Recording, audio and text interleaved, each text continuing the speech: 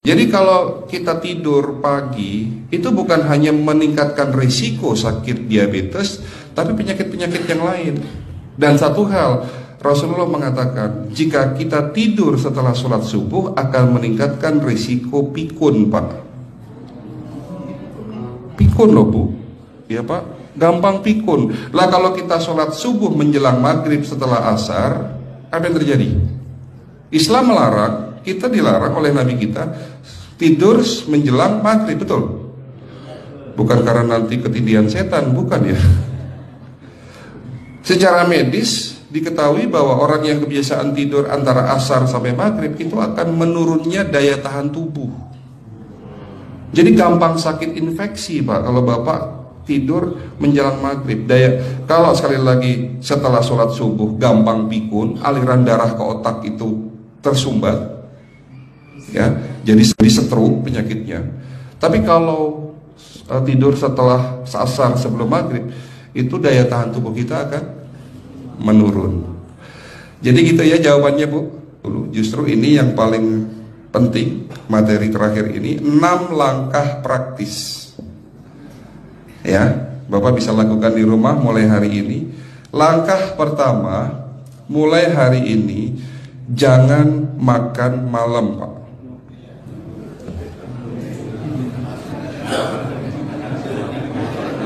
Ya,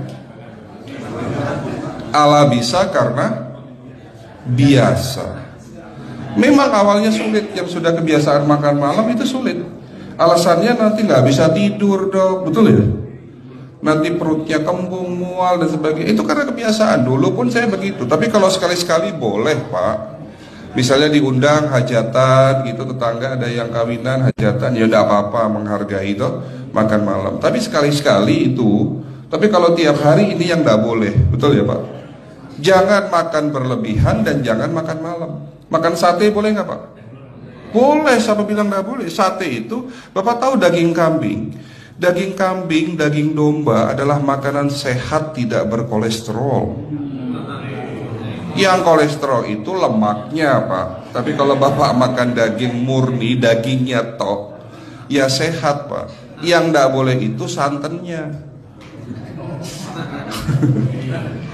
Jadi makan gulai itu jangan, kalau gulai sate aja udah.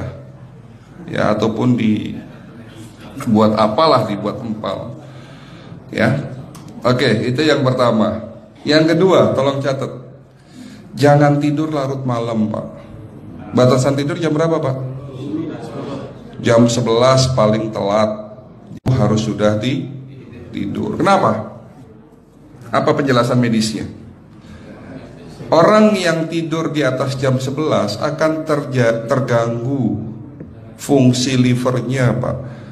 Dimana liver kita ini fungsinya banyak. Ya, ada 500 fungsi liver loh, Pak. Fungsi jantung ada berapa, Pak? Fungsi jantung 1.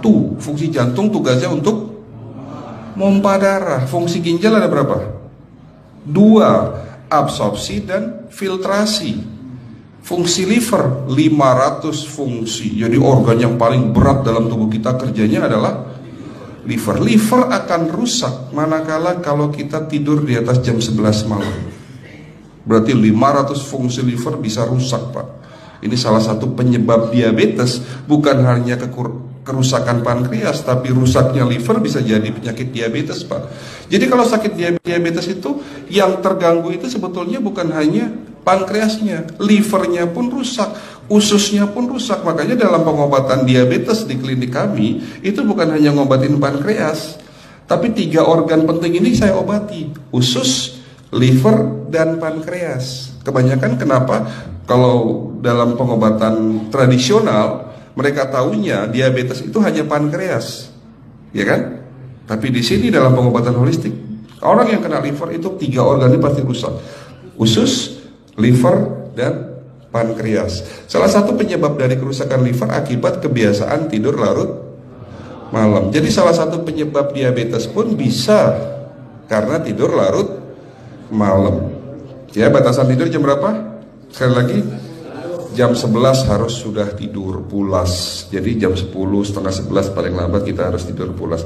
Nanti setelah jam 1 boleh bangun. Yang penting jam 11 sampai jam 1 ini harus tidur pulas. Jadi kalau Bapak mau sholat tahajud jam 2, setengah 3 ya monggo. Ya.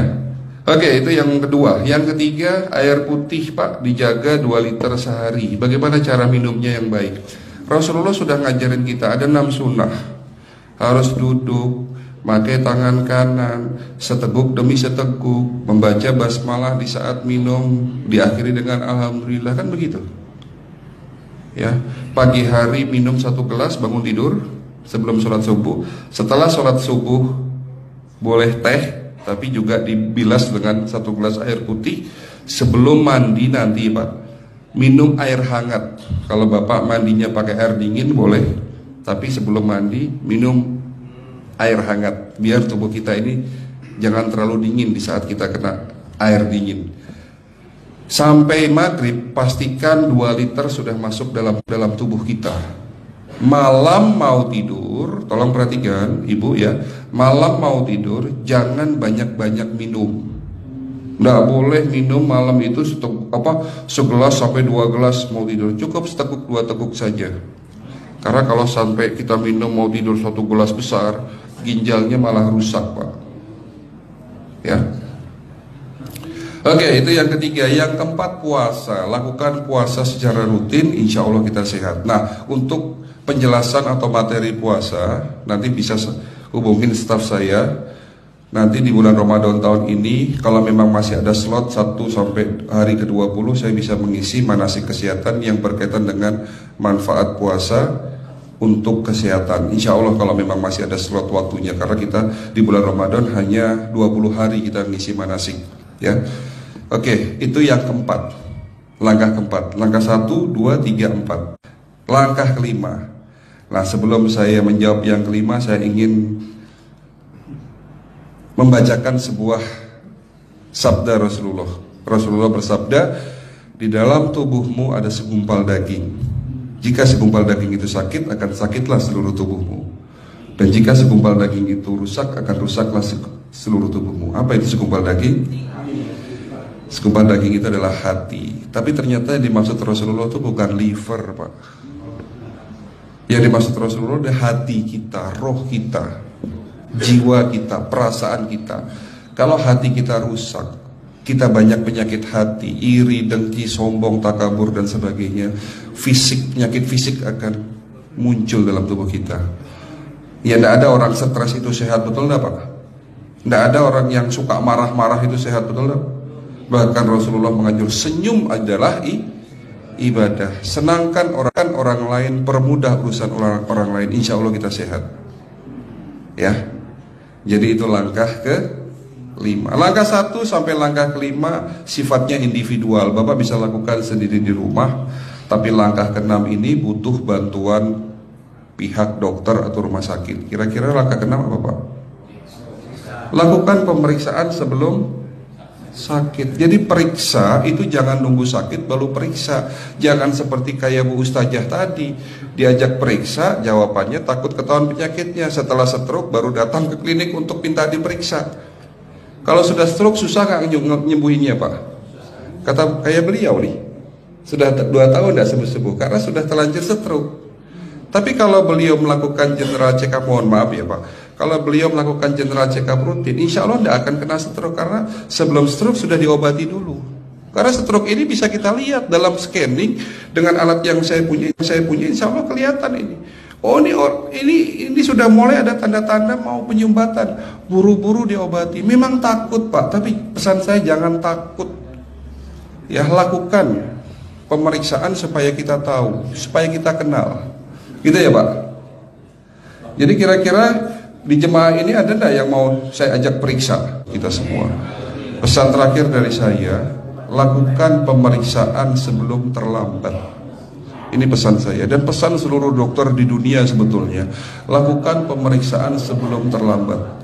Ya, karena dengan kita melakukan pemeriksaan kita akan kenal tubuh kita. Kalau sudah kenal kita akan sayang sama tubuh kita. Betul Pak? Ada pepatah mengatakan tidak kenal tidak sayang. Cukup sekian dari saya. Mohon maaf kalau penyampaian kami kurang baik. Akhirul kalam, wabillahi taufiq wal hidayah. Wassalamualaikum warahmatullahi wabarakatuh. Kalau ada pertanyaan masalah teknis nanti langsung